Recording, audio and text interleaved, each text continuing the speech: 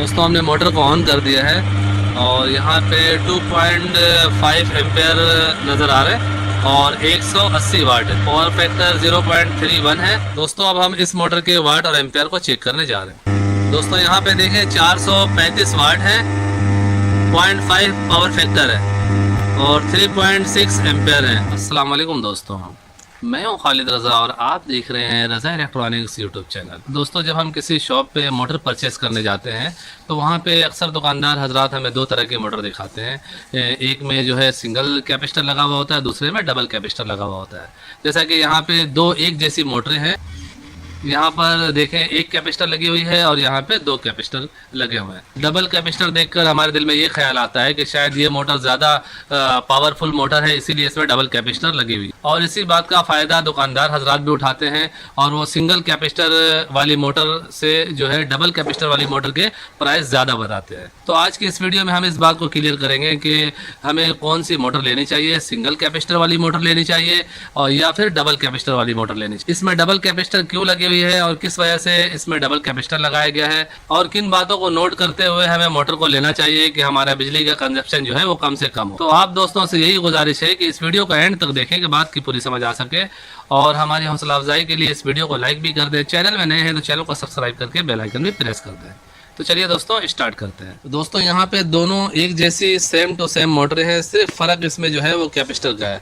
इसमें double capacitor है और इसमें सिंगल कैपेसिटर है।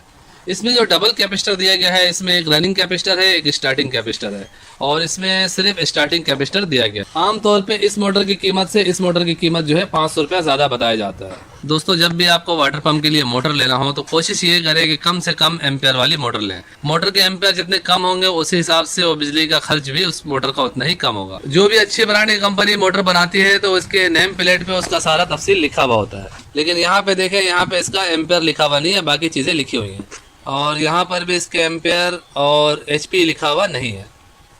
दोस्तों जब भी आपको अपने वाटर पंप के लिए मोटर लेना हो तो कोशिश ये करें कि कम से कम एम्पेयर की मोटर लें। मोटर का एम्पेयर जितना कम होगा उसी हिसाब से बिजली का खर्चा भी उतना कम होगा।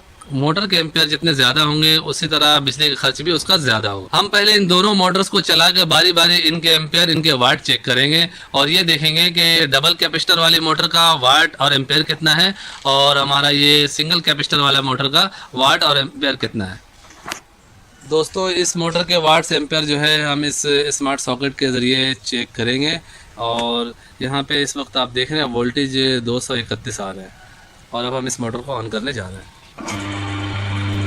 दोस्तों हमने मोटर को ऑन कर दिया है और यहाँ पे 2.5 एम्पेयर नज़र आ रहा है और 180 वाट है। पावर फैक्टर 0.31 है, 2.5 एम्पेयर है और 180 वाट है।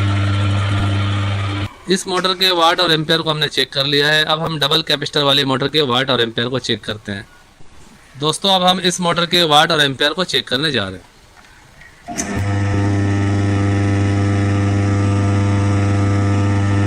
दोस्तों यहाँ पे देखें 435 वाट है, 0.5 पावर फैक्टर है और 3.6 एम्पेयर है।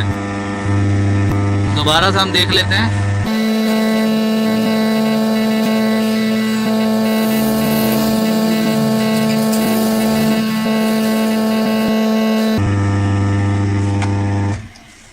दोस्तों यहाँ पे अभी आपने देखा है कि दोनों मोटर एक जैसे हैं, सिर्फ कैपेसिटर का फ़र्क है और सिर्फ कैपेसिटर के फ़र्क होने की वजह से वाट के जो है अच्छे खासे फ़र्क हो गए।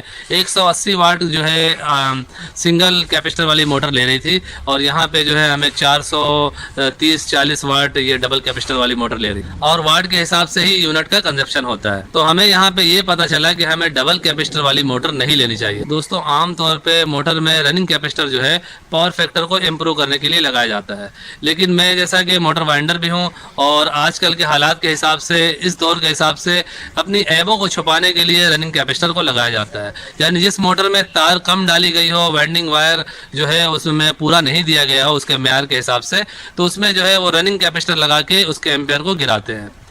ये आप देख रहे हैं कि इसके एम्पेयर जो है 3.7 है।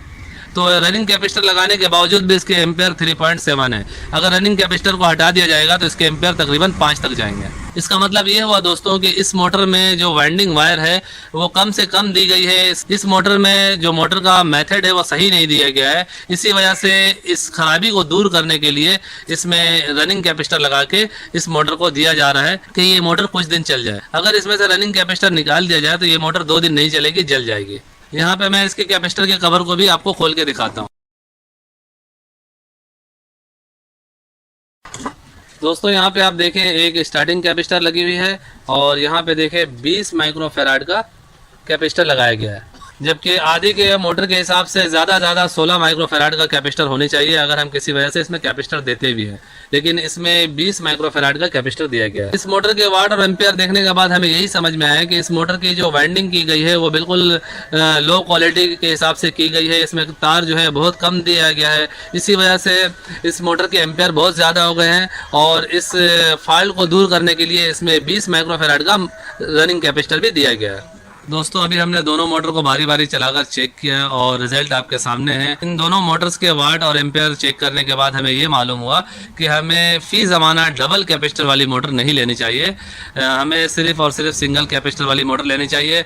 और शुरू में ही मैं आपको बता चुका हूँ कि जब भी आप मोटर परचेज करने जाया करें तो सबसे पहले उसके एम्पेयर को चेक किया करें।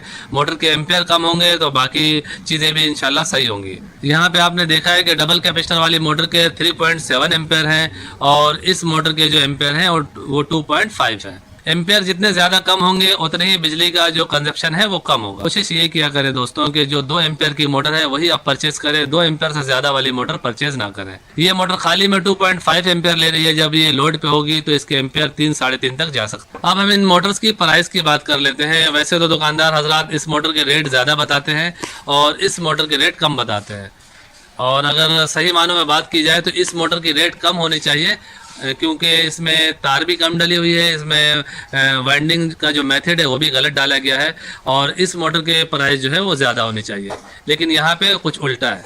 आमतौर पे इस मोटर की जो प्राइस है, डबल कैपेसिटर वाली मोटर की प्राइस सिंगल कैपेसिटर वाली मोटर की प्राइस से 200 से 300 रुपये ज़्यादा होती है, क्योंकि इसमें ये जो अलग से कैपेसिटर दिया गया है तो ये कैपेसिटर के भी पैसे लिए जाते हैं।